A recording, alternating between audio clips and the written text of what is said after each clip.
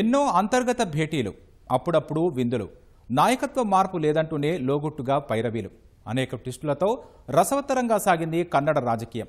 అయితే సిద్ధరామయ్య కుర్చీ దిగడంతో క్లైమాక్స్ చేరుకున్నట్లు కనిపిస్తున్న సినిమా ఇంకా అయిపోలేదు. డీకే శివకుమార్కు పట్టాభిషేకం చేస్తారంటే అవుననే సమాధానం వస్తున్నా ఇంకా సస్పెన్స్ కొనసాగుతూనే ఉంది.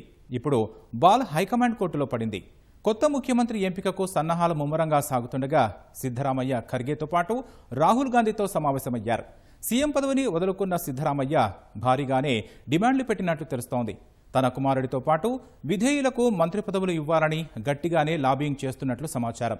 ఈ క్రమంలో రేపు సాయంత్రం కాంగ్రెస్ శాసనసభ పక్షం భేటీ కానుండడంతో ఆసక్తి నెలకొంది. ఈ అంశంతోనే ఇవాటి గ్రౌండ్ రిపోర్ట్ను స్టార్ట్ చేద్దాం. కర్ణాటక రాజకీయ పరిణామాలను బెంగళూరు నుంచి మా ప్రతినిధి శ్యామ్ లైవ్లో అందిస్తారు. Shyam, over to you.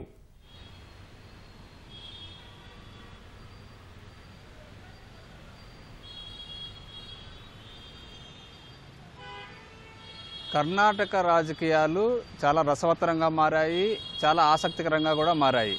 అయితే ఇప్పటి వరకు నిన్న సాయంత్రం కర్ణాటక నుంచి అంటే బెంగళూరు నుంచి ఢిల్లీకి వెళ్ళినటువంటి ముఖ్యమంత్రి సిద్ధరామయ్య, ఉప ముఖ్యమంత్రి డీకే శివకుమార్ ఇద్దరూ కూడా వారితో పాటు ముఖ్య నేతలు కూడా ఢిల్లీకి వెళ్ళారు.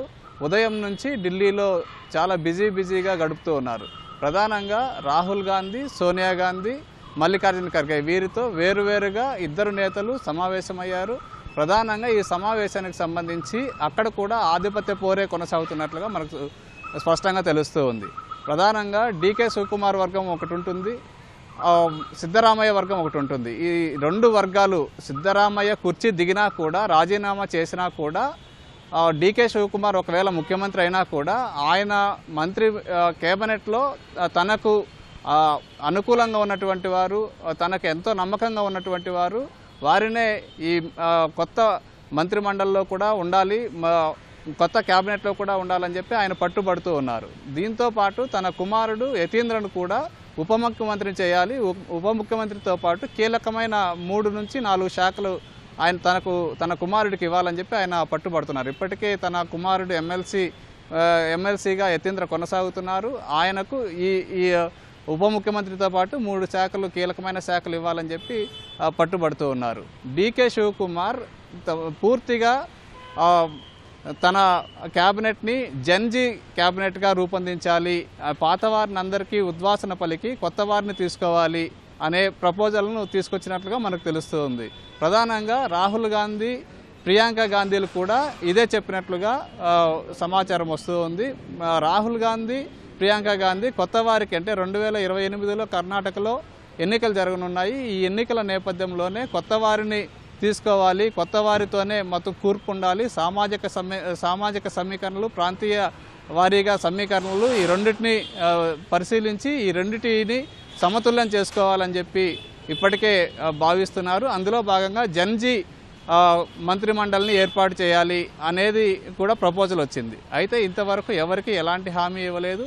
మరోవైపు 4 ఉప ముఖ్యమంత్రులు ఉండాలి అనే ప్రపోజల్ కూడా వచ్చినట్లుగా తెలుస్తుంది. అయితే 4 ఉప ముఖ్యమంత్రులు ఉంటారా, అయితే ఇద్దరికే అవకాశం ఇస్తారా, లేకపోతే ఒకరే ఉంటారా, యతీంద్ర ఒకరే ఉంటారా అనేది కూడా ఇంకా సస్పెన్స్ కొనసాగుతూ ఉంది.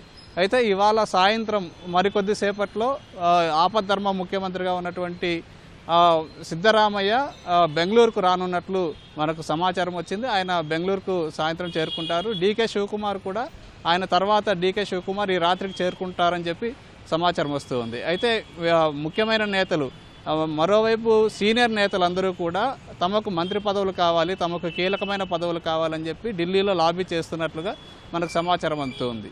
ఈ నేపథ్యంలోనే రేపు సాయంత్రం 4 గంటలకి సిఎల్పి సమావేశం, శాసనసభాపక్ష సమావేశాన్ని రేపు సాయంత్రం 4 గంటలకు నిర్వహించాలని చెప్పి హైకమాండ్ నిర్ణయించింది. ఇప్పటికే ఎమ్మెల్యేలందరికీ కూడా ఈ విషయం మీద సమాచారం వచ్చింది, ఆదేశించారు.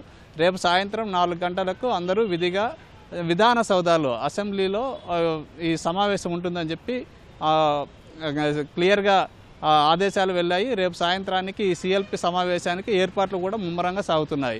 ఈ సిఎల్పి సమావేశంలో శాసనసభాపక్ష నేతగా డీకే శివకుమార్, ఉప ముఖ్యమంత్రి, సీనియర్ నేత డీకే శివకుమార్ని ఎన్నుకుంటారని చెప్పి సమాచారం. ఎన్నుకున్న తర్వాత ఆయన గవర్నర్ను కలుస్తారు. గవర్నర్ కలిసిన తర్వాత ముఖ్యమంత్రిగా ప్రమాణ స్వీకారం ఎప్పుడు చేస్తారు అనేది ఇంకా స్పష్టత రాలేదు. 1వ తేదీ కానీ 2వ తేదీ కానీ ఉండొచ్చు అని చెప్పి చెప్తున్నారు.